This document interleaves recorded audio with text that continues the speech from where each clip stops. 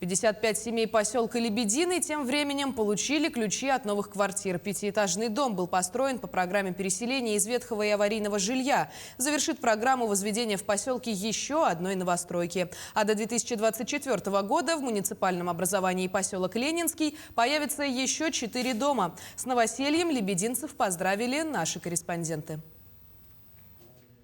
Супруги Федоровы и их сын вполголоса взволнованно обсуждают, что стоит усовершенствовать, нужны ли дополнительные розетки и как лучше расставить мебель. Совсем скоро семья переедет в новую квартиру. Сделаем косметически, обои поклеим. Еще думаем, клеить их, пока не клеить. Как это? И переселяться будем, конечно. Ольга Абрамович – соседка Федоровых по лестничной площадке. Она получила однокомнатную квартиру. Хозяйственно-бытовые моменты еще предстоит продумать. А пока Ольга старается справиться с переполняющими эмоциями. Радость новоселья с мамой и бабушкой разделяет семья дочери. Нормально, все хорошо. Рады, что дали. Да. Мама долго ждала? Долго ждали, да. Пятиэтажка на 55 квартир в поселке Лебедином стала почти небоскребом. Теперь таких многоквартирников в Лебедином 2. Дом был возведен по программе переселения из ветхого и аварийного жилья. Квартиры в новостройке получили жильцы нескольких деревянных двухэтажек.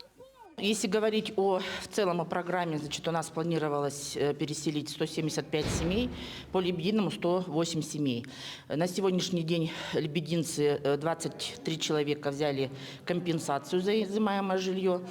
И 55 сегодня семей получили ключи от долгожданной своей новой квартиры. Лебединцы, получившие в новом доме квартиры, проживали вот в таких домах. Двухэтажки 80-х годов постройки исчерпали свой ресурс. Попытки поддерживать в подъезде уют не спасают положение. Просевшие полы проваливаются, стены расходятся, грозя обрушением, отсыревшие углы промерзают и гниют. Дом вообще разваливался, крыша тоже. Благоустроены, но в ветхом аварийном жилье жили. Вот теперь очень рады. 3 года назад в Лебедином по программе переселения была построена первая трехэтажка.